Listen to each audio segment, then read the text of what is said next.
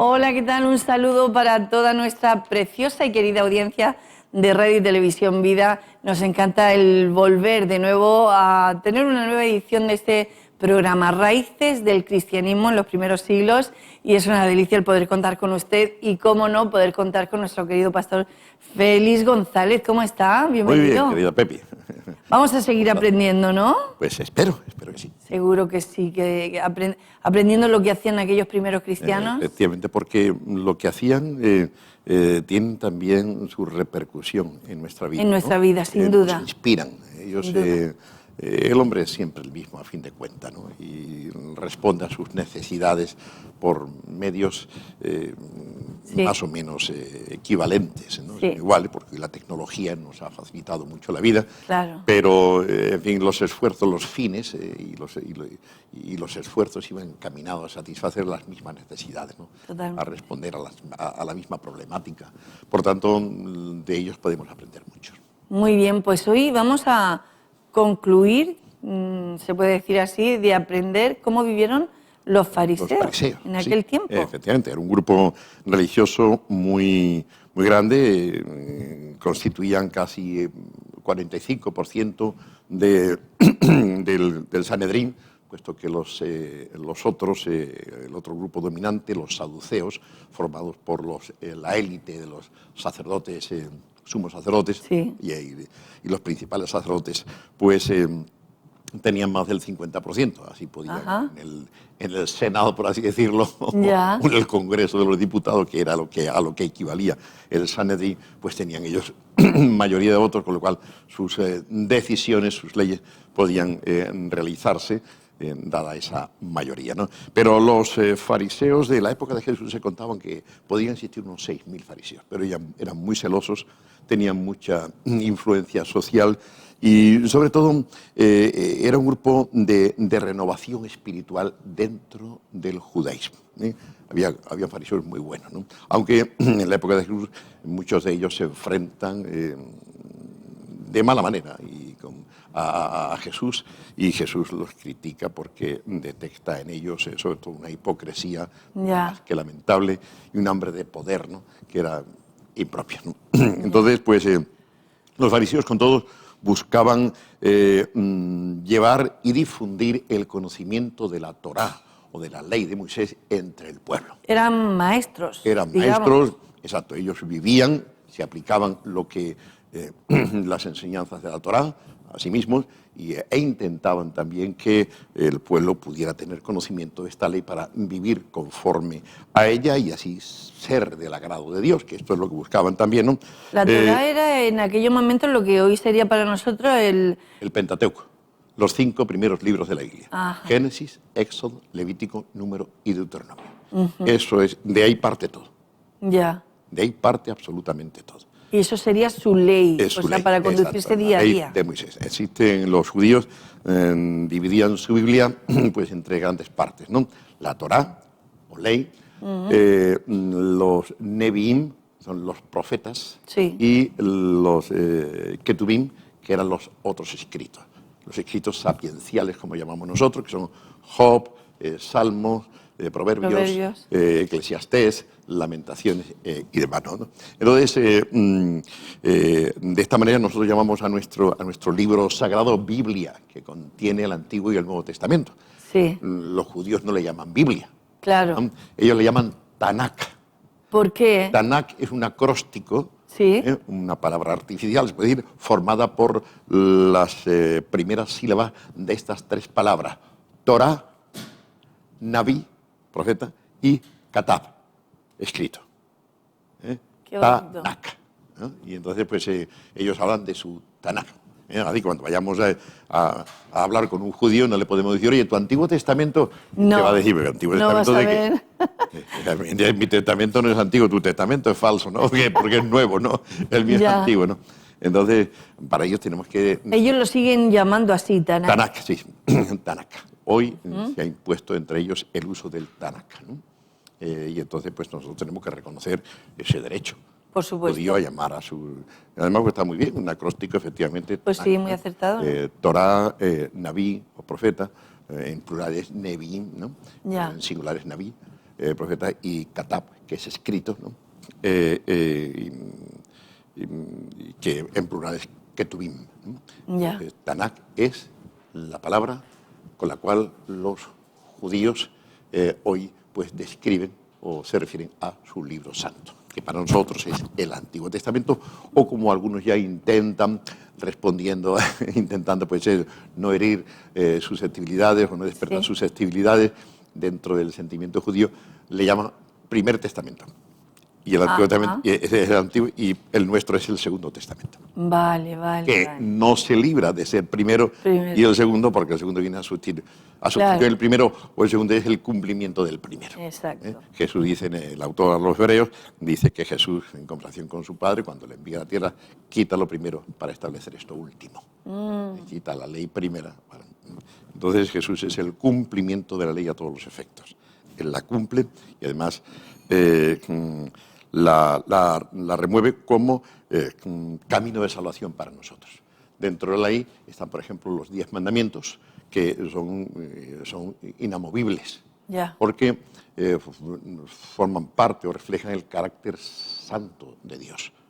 Por tanto, esos 10 mandamientos están sancionados también en distintas partes del Nuevo Testamento.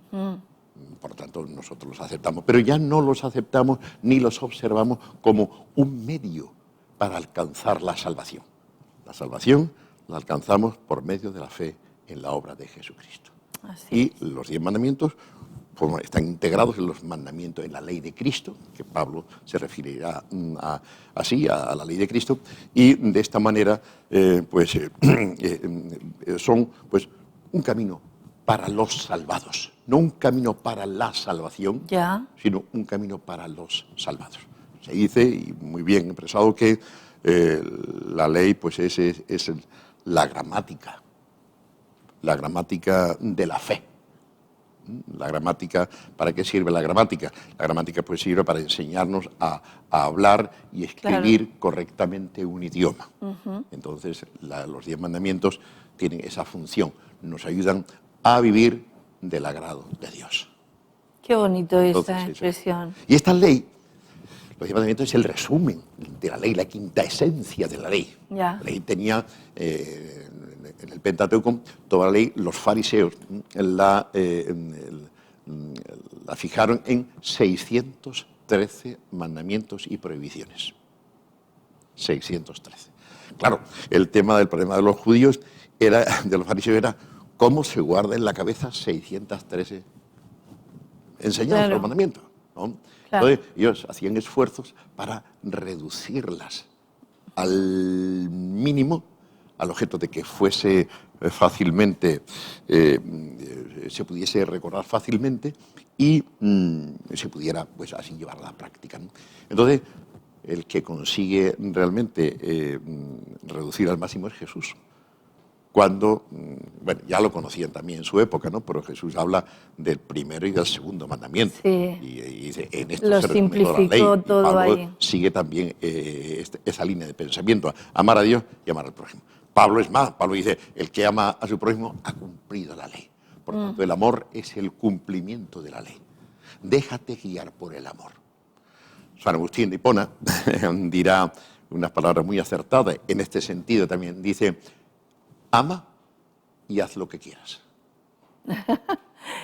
Porque cuando se ama... Claro, no hacer lo que quieres. No vas a hacer daño a nadie. Daño al otro, claro, o a los demás. Vas a hacer solamente el bien. Exacto. Entonces, Pablo dice claramente esto en Romanos. El amor es el cumplimiento de la ley. Entonces ya, pues mira, guíate por el amor en relación con tu... Es que no sé cómo comportarme, pues por el amor, guíate por el amor. Y el amor es un guía maravilloso. No le hagas al prójimo lo que tú no quieres que te hagan a ti. Exacto. Eso está dicho en sentido negativo. En sentido positivo es hazle al prójimo lo que quieres. Lo que quieres que te hagan. Es la ley del amor, ¿no? Y entonces, pues efectivamente, cuando han llegado el amor, y el amor, pues esto es fácil, ¿no? Para nosotros el problema, cuando hablamos del amor, es que nuestro amor se agota rápidamente. El amor del natural humano es muy corto, tiene muy pobre recorrido. Sí. Pero lo bueno que trae Cristo sobre la ley es que Él envía al Espíritu Santo, y por eso dice el apóstol Pablo en Romanos 5:5, porque el amor de Dios ha sido derramado en nuestros corazones por el Espíritu Santo que nos fue dado. De manera que el cristiano ya no tiene excusas para no amar, porque si no tiene amor amor en tu natural humano, sí. amor propio, amor en ti mismo, ¿no? Puedes recurrir al amor de Dios. Hay personas que nos han hecho daño y nos resulta difícil amarlas, ¿no? Entonces, eso tenemos que aprender a amarlas con el amor divino. Yo no quiero amar a esa persona, no puedo amarla, pero ayúdame tú a amarla. Quiero amarla con tu amor. Bendícela. Y ahí se experimenta una liberación maravillosa. Sí, y llega más allá de lo que nosotros podemos hacer, incluso de nuestros deseos. Indudable. ¿No? Y me estoy recordando todo el tiempo que usted también hizo un libro de 1 Corintios 13, la preeminencia del amor, y ahí detalla qué es ese amor del que estamos hablando, no del nuestro, sino el amor de Dios.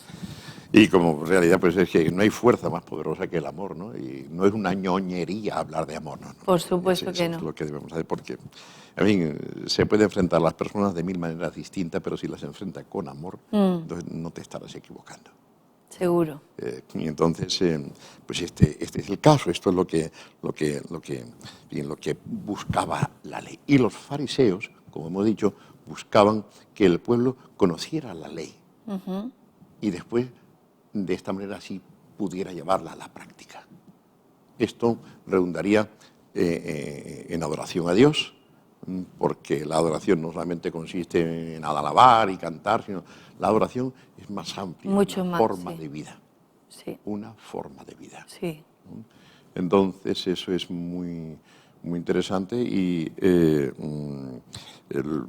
este era el objetivo de los fariseos. Y ellos, pues con este fin, fundaron, sino siguieron, potenciaron una práctica que nace en Babilonia durante el exilio judío. Allí los judíos, como ya no tenían templo, no tenían sacrificios que realizar, ni ofrendas de harina, ni de nada. ¿Y qué hacían entonces? ¿A qué se dedicaban?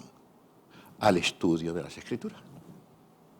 Entonces, el culto judío consistía en la adoración, canto, alabanza, pero sobre todo en la reunión alrededor de la palabra, alrededor de la ley.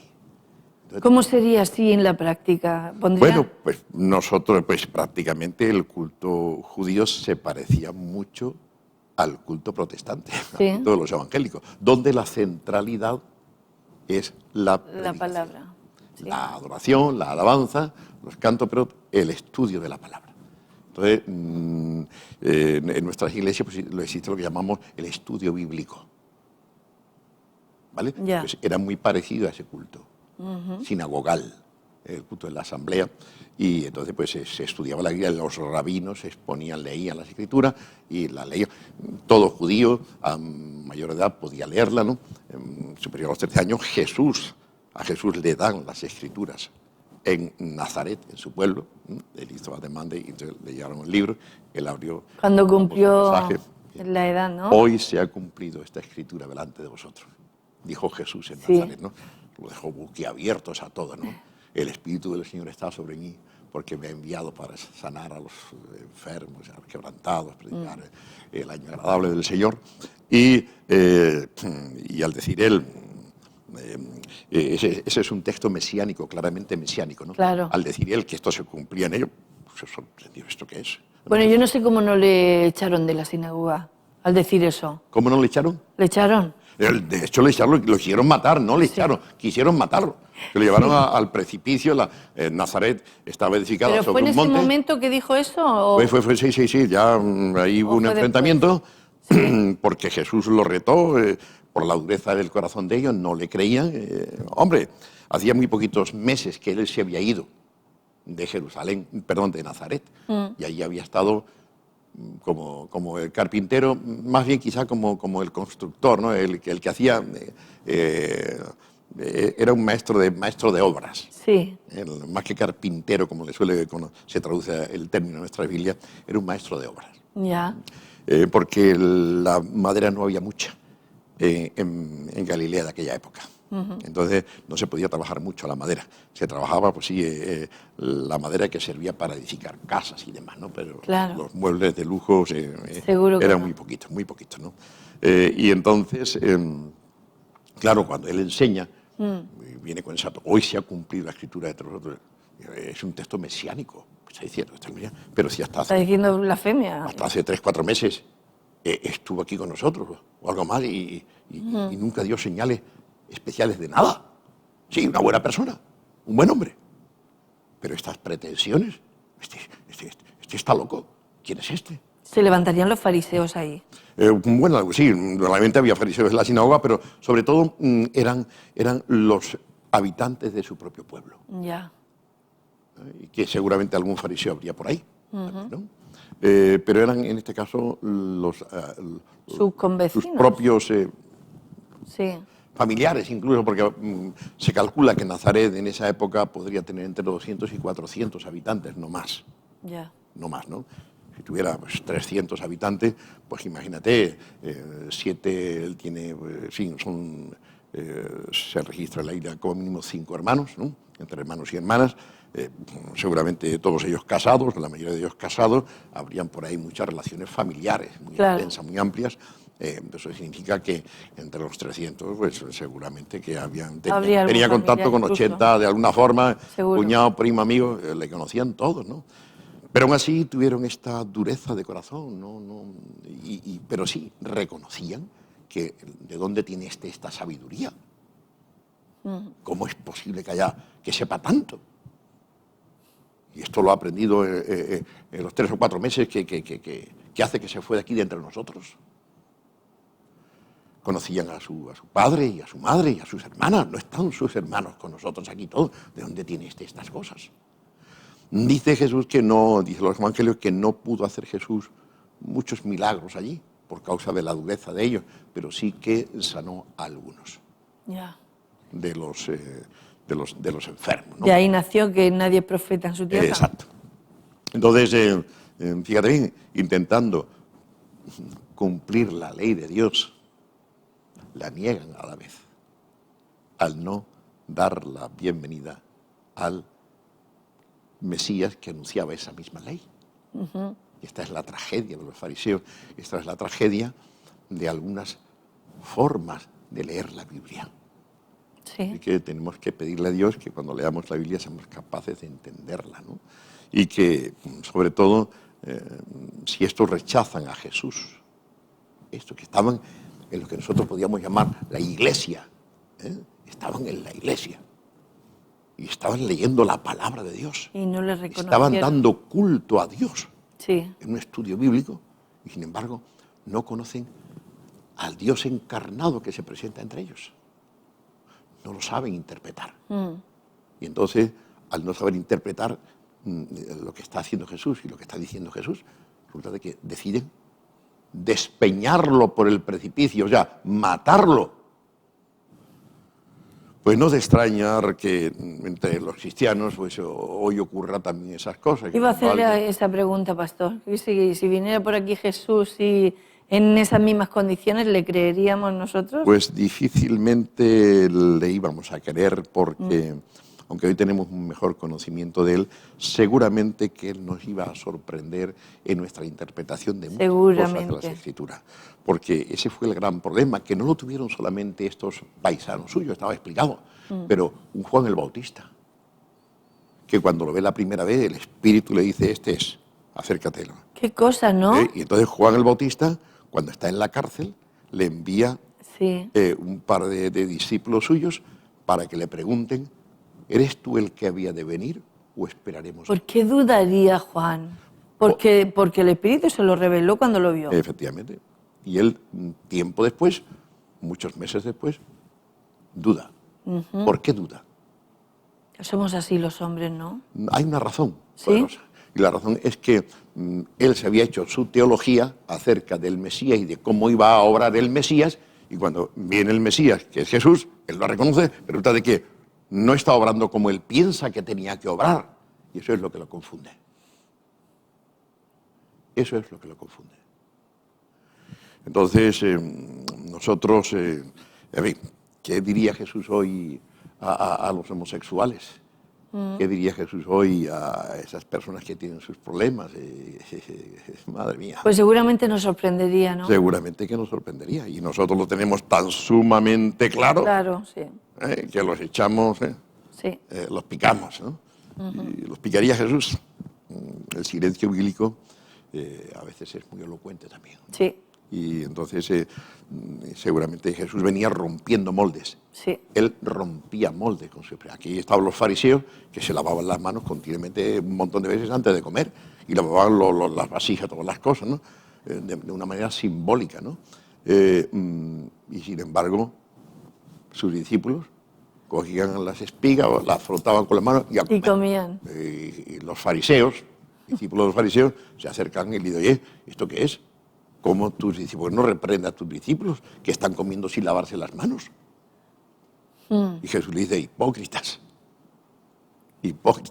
que laváis lo de afuera, el exterior de las cosas, pero el interior. Por dentro, sí. Entonces, pues, entonces, pues este es el caso, ¿no? Esos judíos fariseos que hacían tanta diferencia con la comida, con las comidas, pues resulta que Jesús le dice, mira, lo que come el hombre no le contamina, porque lo que entra por la boca va después a la letrina, al aseo, Sí. al retrete.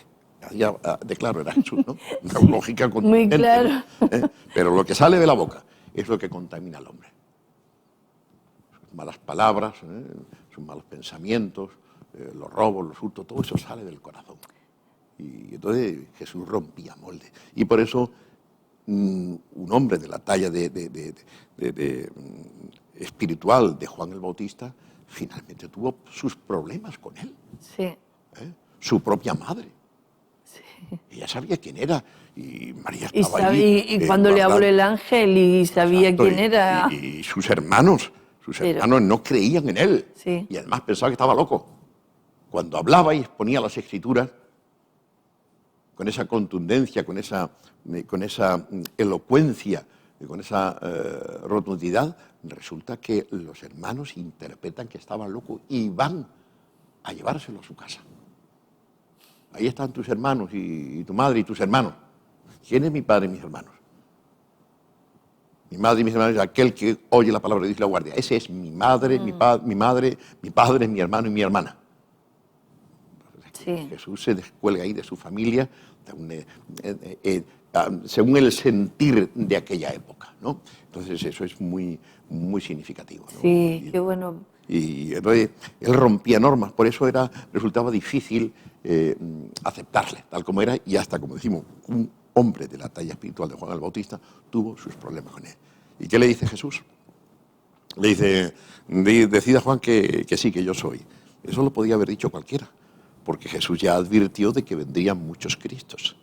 Sí. Y que algunos dirían, aquí está, y efectivamente vinieron, Sí. que fueron los que azuzaron a los celotas para la rebelión contra los romanos. Por eso el término Jesús no quería que se le llamara Mesías. Eres tú el Cristo, Hijo de Dios. No se lo digáis a nadie. Jesús tiene cierta resistencia a aplicarse a sí mismo el término Mesías. ¿Por qué? Porque en sus días ya tenía unas connotaciones políticas muy grandes. Y eso le iba a dificultar. También porque el pueblo de Israel estaba esperando un libertador político. Ni político, militar. Ya se habían hecho su mentalidad. Por eso no lo reconocieron. Cuando realmente él viene a liberarnos del poderoso enemigo que llevamos dentro de nosotros mismos y que es el pecado que nos domina. Y él viene pues a hacer una obra pues, de morir por nosotros. Y nosotros somos el pueblo santo, nosotros tenemos la Escritura, nuestros pecados están perdonados por la sangre de los animales que se sacrifican en el templo. Nuestro padre Abraham. Que viene, nuestro padre es Abraham. Claro. Que viene a decir que por su sangre, el que come mi carne y bebe mi sangre, tiene vida eterna. Resultado, dice el texto bíblico, el Evangelio de Juan, que cuando vieron hecho, muchos de sus discípulos se apartaron de él y dejaron de seguirle.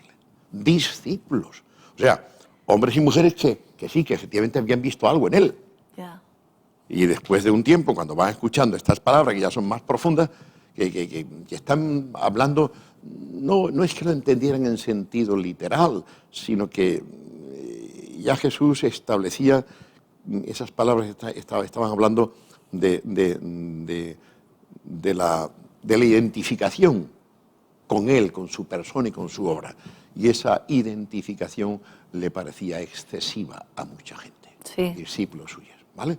Su enseñanza, sí, podemos, y seleccionamos todo, vamos seleccionando ciertas enseñanzas de nuestros maestros, y hay algunas enseñanzas que no nos convienen y la dejamos aparte, ¿no? Y nos centramos en otra. Pero no, esas palabras hablaban de la total identificación que tenía que tener el discípulo con su maestro. No se trataba solamente de enseñanza, sino se trataba también de persona. Sí. Identificación personal con él. Y eso no lo entendieron. Y por eso esta resistencia. Por tanto, volviendo a nuestro culto fariseo, que tenía muchas buenas cosas, estos hombres también, establecieron ese culto sobre el estudio de la palabra, el estudio de su Tanakh, ¿no? de su escritura, y por tanto era un culto centrado en la palabra y, como hemos dicho, en la doble lectura de los libros de los profetas y también de la ley, la Torá, se explicaba, ¿no? Y entonces, puesto que solamente en Jerusalén, como decíamos, se podían ofrecer los sacrificios, la tendencia fue ahora hacia la palabra. Y descubrieron con el paso de los siglos, porque esto lo practicaron durante siglos, surge en Babilonia esta forma de reunión, sinagogal. Sinagoga significa asamblea, ¿no? O reunión, donde acuden unas personas que han sido convocadas a ese efecto. Es el término eclesía, exactamente igual. La palabra iglesia no es una palabra española, es la castellanización de una palabra griega, eclesía, una palabra compuesta del prefijo ex, que significa fuera, fuera de, ¿no? Y eclesía, que viene del verbo kaleo, que significa llamar, los llamados. Llamar fuera. El mismo sentido que el cajal de Dios en el Antiguo Testamento, que la idea se da en estos cultos de la sinagoga. Y entonces, esto va a tener unas consecuencias muy interesantes, porque este culto sinagogal, este estudio de las Escrituras, va a obligar a los judíos a enseñar a los niños a leer y a escribir. O sea que hubo un beneficio de querer aprender la escritura, fue leer y escribir. Estupendo, totalmente. Buenísimo. A tal extremo de que durante allá el año 76 al 67 antes de Cristo, la piadosa reina Alejandra Salomé, bajo la influencia de un rabino fariseo, Simeón ben Chetach, intentaron por primera vez en la historia establecer una especie de escolarización obligada para todos los niños. El proyecto no culminó con éxito, pero se intentó. Qué avanzado, ¿no? Para en aquella época, fíjate, los niños a acudir a la escuela. Para aprender a leer y escribir, y seguramente las 4 reglas de aritmética, ¿no? Entonces las matemáticas. Entonces, esto fue interesante porque este fenómeno encontró su paralelo en el protestantismo del siglo XVI. Al colocar los protestantes, los reformadores protestantes, las Escrituras, la Biblia, en el centro de la vida espiritual, tuvieron que elaborar leyes conducentes a que todo el mundo pudieran aprender a leer y escribir, incluso las mujeres, porque las mujeres tenían que conocer la Biblia, puesto que ellas tenían, y las historias bíblicas, pues que ellas tenían que enseñársela a los niños. Claro. ¿Y hasta ese entonces estaba prohibido? Hasta ese entonces es que estuviera prohibido en ese entonces, no, se podía leer, pero ¿quién tenía interés en la Biblia? La Biblia, claro, dentro del cristianismo, hasta que llega la Reforma, pues era un libro que solamente valoraban en su justa medida la élite teológica, los teólogos, ¿vale? Pero era un libro que no se vivía, ¿no?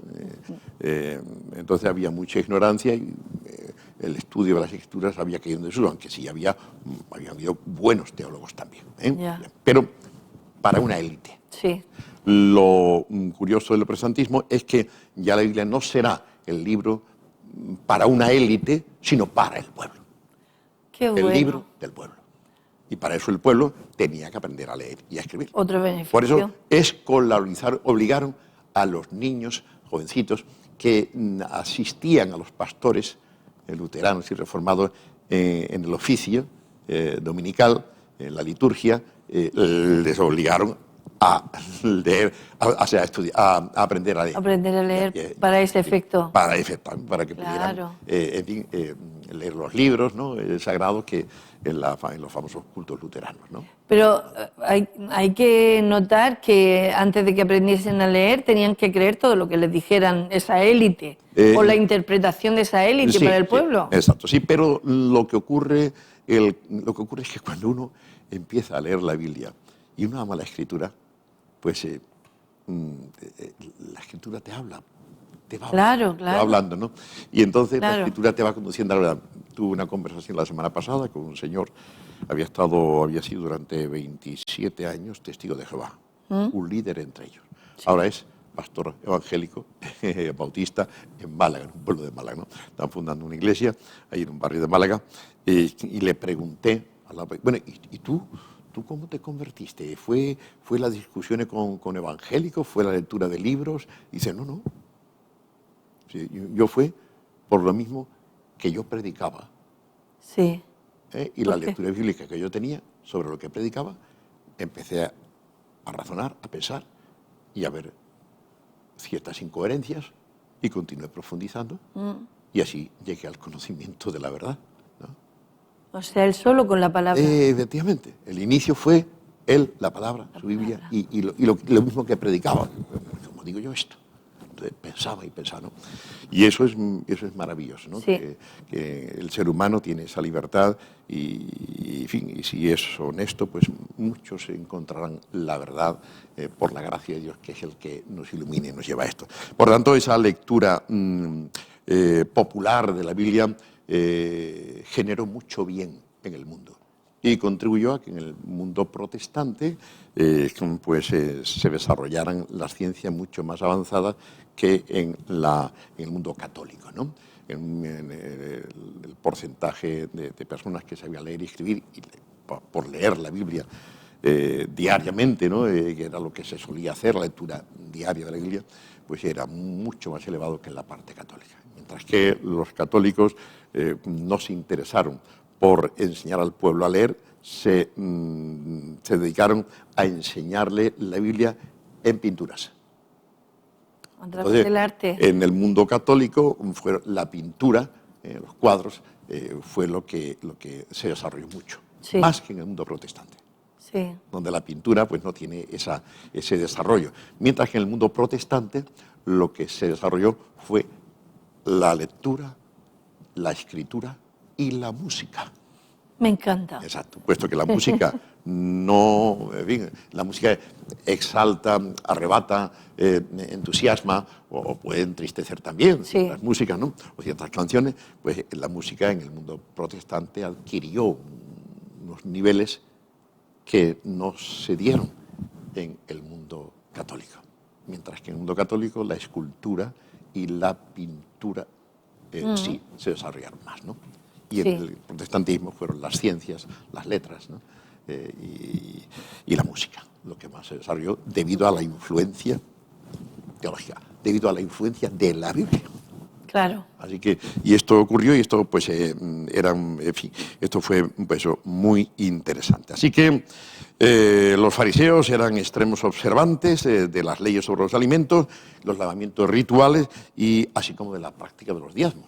Diezmaban de todo lo que entraba en casa, hasta de lo que recogía en su huerto. Sí. La mente y el comino, lo mal, el 10% de una cantidad, lo que ellos consideraban diezmo, lo apartaban ahí, lo daban a los pobres o lo daban a alguna parte, ¿no? Buena práctica, ¿no? Era buena práctica, sí, yo creo que sí, ¿no? Nosotros en el Nuevo Testamento no vemos ya esa práctica del diezmo para la Iglesia, en sentido total y absoluto. Es verdad que el argumento del silencio puede también esgrimirse como que se daba ya por sentado. sí vemos, lo que sí vemos es que el apóstol Pablo pues habla de un dar proporcional. Cada uno de vosotros, conforme haya sido progresado, cada primer día de la semana, entregue. Por tanto, esa proporción o ese dar proporcional apunta a la idea del diezmo también. ¿Bien? Y hay otra cosa que a mí es una práctica que ahí me convence mucho, y voy a predicar lo mío que viene sobre esto, Sí. vieja. Es la figura de Melquisedec. Cuando Abraham ha derrotado a los reyes, los 5 reyes, esa coalición de 5 reyes, y ha liberado a Lot, a su familia, y también pues a las personas que se habían llevado de Sodoma, pues los reyes, los 5 reyes. Entonces aparece un sacerdote, la que le llama Melquisedec, sí, sacerdote del Dios Altísimo. Por tanto, era un creyente que daba culto a Dios, ¿no?, de otra forma distinta como lo hacía Abraham, pero era un culto, eran creyentes. Habían creyentes en aquella época. Otro creyente también, con sus limitaciones, era Balaam, el profeta Balaam, sí. un profeta del Altísimo también, ¿no? Sin embargo... El de la burra, ¿no? Exacto, el de la burra, siempre. Pues bien, resulta que ahí dice Pepi que cuando vuelve, Melquisedec Sí. le sale al paso a Abraham y lo bendice. Lo bendice, ¿no? Bendice a Abraham a Melquisedec, al revés. Melquisedec bendice Por a eso Abraham. dicen según el orden de Sí, Melquisedec. ese misterioso, ese sacerdote misterioso que, sin genealogía, sin principios, que no se hablan de parientes, realmente tenían su padre y su madre, ¿no? Claro. Pero, fíjate bien, Melquisedec bendice a Abraham, ¿vale? Sí. ¿Y qué pone delante de él? ¿Cómo lo bendice? ¿Con qué lo bendice? ¿Qué pone delante de él y delante de sus hombres?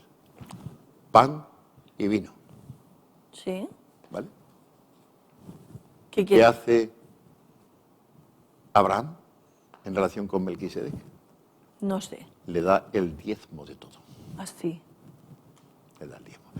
Del pan y del vino. No, del botín que traían. Ah, ya. Entonces, fíjate, yo creo que eso tiene también sentido espiritual. ¿Sí?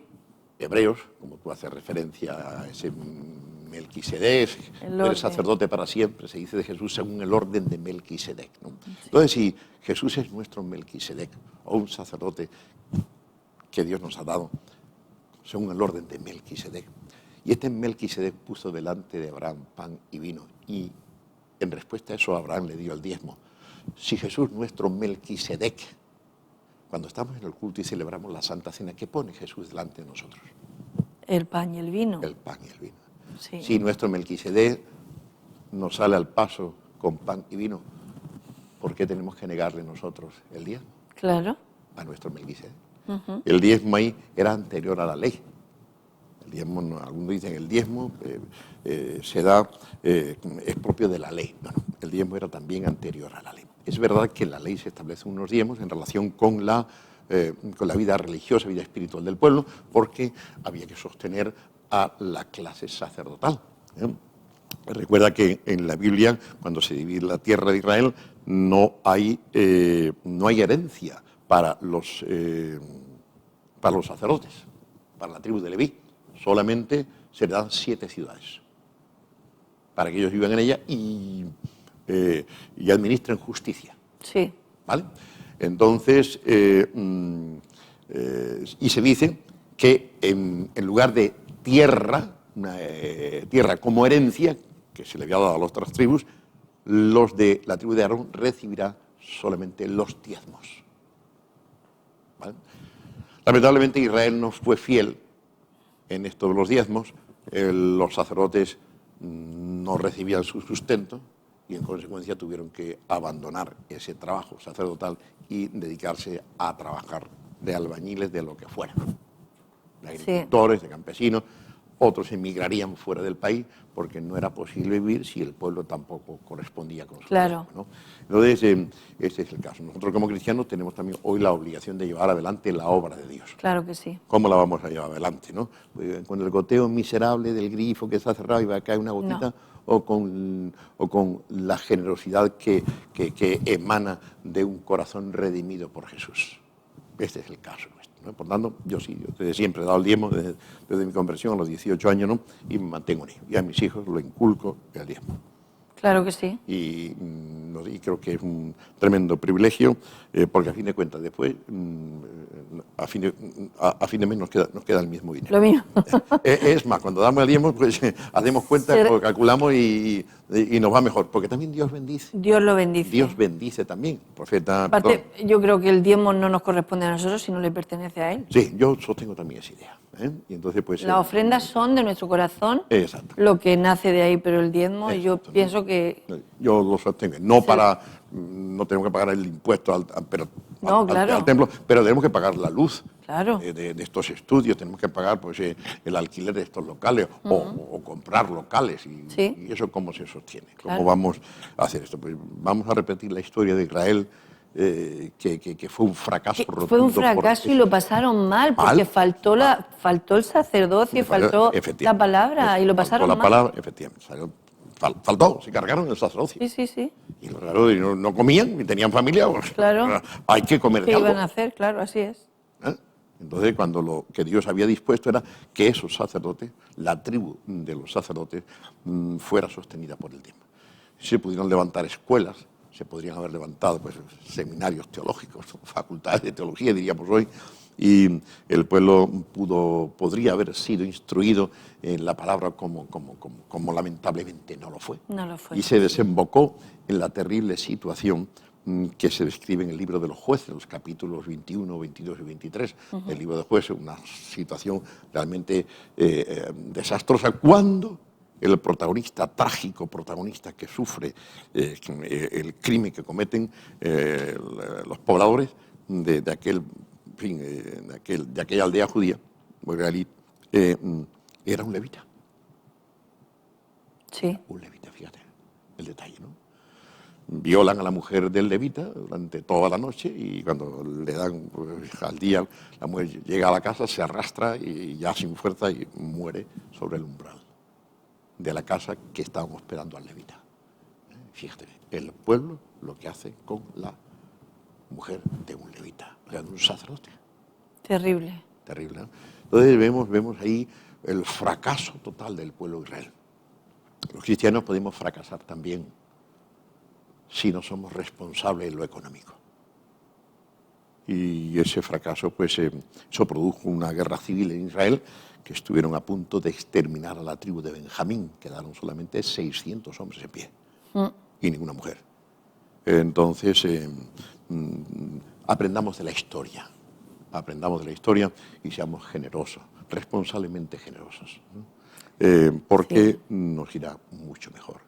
Necesitamos a los sacerdotes, entre comillas, hoy diríamos pastores, misioneros, profesores de seminario, diáconos en nuestras iglesias, personas que puedan estar empleadas económicamente también para servir al pueblo de Dios. Claro, ¿no? Que sí. Entonces, siempre abunda y abundará la bendición. Exacto. Necesitamos programas como este, Claro.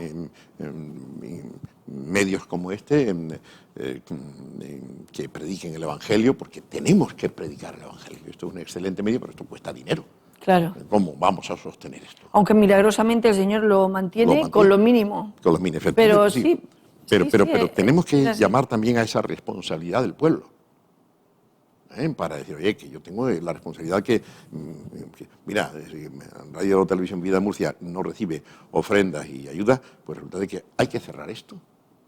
Cuidado, hay que cerrar esto y la voz se silencia. Sería muy triste. ¿Y eso qué consecuencias va a tener eso?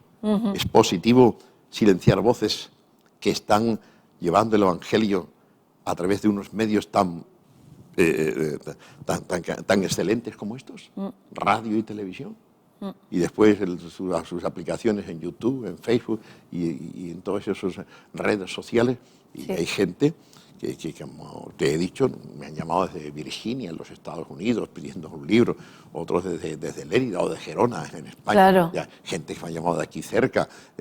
O sea que se oye y se es bendecido por lo que se escucha.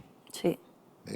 Entonces, cerrar estas cosas, estos estudios de radio y televisión, sería un tremendo error por nuestra parte, por la dejadez de los cristianos, por el egoísmo, por Sí, la falta de sí. generosidad, que sería algo francamente pecaminoso. Porque finalmente eso tiene sus consecuencias Sí. morales sobre la sociedad. Son luces que se apagan, voces que enmudecen, cuando el pueblo tiene necesidad de continuar escuchando. Esa voz que instruye, que acerca a Dios, que motiva, que alienta, que lleva esperanza y consuelo, ¿no? Sin duda. Y cuando, digamos que cuando se silencian voces así, se potencian más las voces de fuera, Efectivamente, las que voces del incitan mal, a otras cosas que incitan a otras cosas, efectivamente. y que nos llevan Esa es, a un mal peor, ¿no? exacto, ¿no?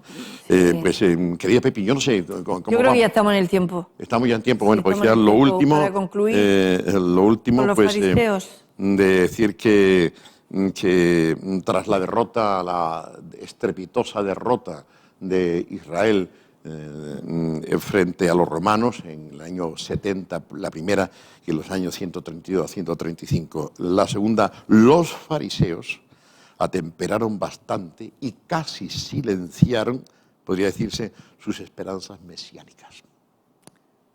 Porque eran los fariseos, por ejemplo, la revolución del 132, pues esta revolución se lleva a cabo dado que un importante rabino fariseo declara a Bar Kokhba como el Mesías. Entonces el pueblo se fanatiza. Si ha llegado el Mesías, la victoria es nuestra, porque el Mesías nos va a conducir a la victoria.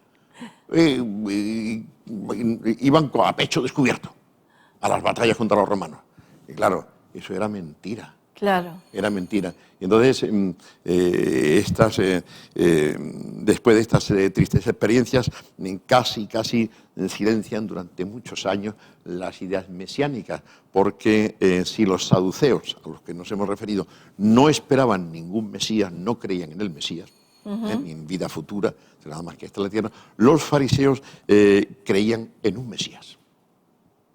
Y entonces ponían en este Mesías su esperanza de un futuro mejor, Sí. de un Estado de Israel pues conforme a la voluntad bíblica, ¿no? Y finalmente se les perdió pues esa visión, ¿no?, de esperar al Mesías. la silenciaron. Ya no hablaron más de ella. Durante mucho tiempo no hablaron más de ella. Muchos años después, en el Talmud babilonio y jerusalemitano, vuelve a hacerse vagas referencias a ese Mesías, ¿no? Entonces, la literatura rabínica también pasó por alto, silenció los textos que pudieran reforzar la visión de los cristianos en relación con el Mesías, porque los cristianos sí que ahora empiezan ellos a leer el Antiguo Testamento desde la perspectiva de Cristo. La clave de interpretación para los cristianos era Jesús. Para los judíos, la clave de interpretación era el pueblo de Israel. Yeah. Esa clave hoy día para los teólogos de la liberación, por ejemplo, sí, todavía vigentes en los países algunos países de Latinoamérica, la clave bíblica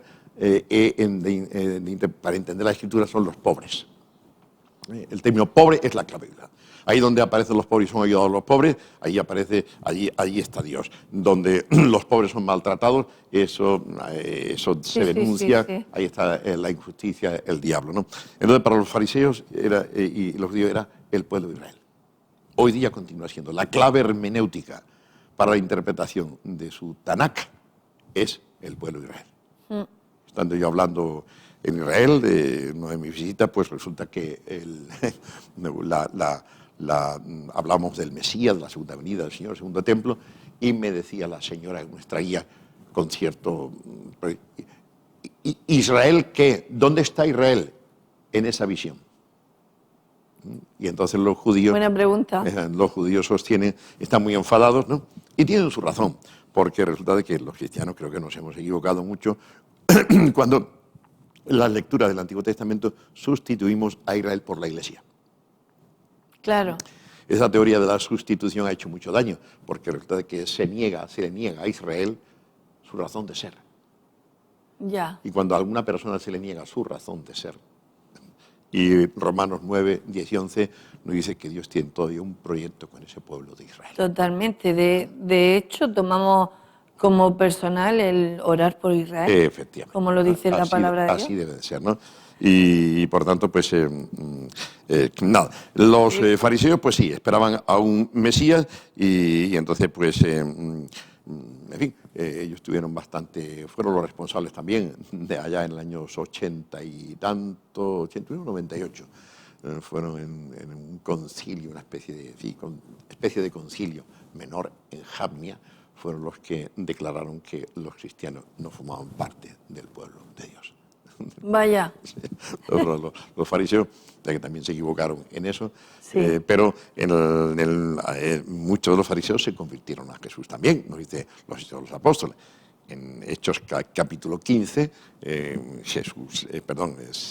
hermano de Jesús le dice a Santiago, le dice a Pablo y el equipo misionero que la acompaña, y dice: mirad, hermanos, cuántos fariseos se han convertido también al Señor. Qué bueno. A Cristo, ¿no? Por tanto, Yo creo que con esa noticia nos podemos despedir ya, que hemos cumplido el tiempo. Súper interesante la vida de estos fariseos. Quizás nos rompe a nosotros algunos esquemas, como que los teníamos ahí como demonizados un poquito. Sí. No. Tenían también sus cosas buenas. Pero los conocemos. Un buen fariseo era Nicodemo. Claro. Otro buen fariseo era José de Arimatea. Claro. Eran gente ejemplares que dieron la cara por Jesús en el momento más delicado. Sí. Eran miembros del concilio, del Sanedrín, y le reprocharon: ¿qué? ¿También crees en él? ¿También crees en él? Ya. Y entonces, pues, eso es muy importante, ¿no? Pues estupendo haber conocido un poquito más de la vida de los fariseos en aquellos primeros siglos. Para la próxima semana, querido pastor, vamos a hablar de un tema también, o de un grupo de gente. Uno de los grupos muy importantes, Sí. del cual sabíamos muy poquito y del cual se dudaba su existencia, porque solamente los conocíamos a través de los escritos de Flavio Josefo, Sí. cerebro judío, y de Filón de Alejandría. Pero en la Biblia no aparece nada sobre los esenios. ¿Quiénes eran los esenios, no? Y en el año 1948, ahí, en la década de los 40, pues se produce el gran descubrimiento de Qumran. Muy bien, pues aprenderemos en el próximo programa acerca de los esenios. Esa palabra que vamos a aprender y vamos a conocer cómo Veremos vivieron. qué significa también la palabra esenios. Estupendo. Muchísimas gracias, pastor. Un placer. Gracias. Hasta la próxima y esperamos que sigan disfrutando de estos programas. Ya saben, las raíces del cristianismo en aquellos primeros siglos, y esperamos que lo disfruten muchísimo con la compañía del pastor Félix González. Hasta la próxima. Hasta entonces. Muy bien.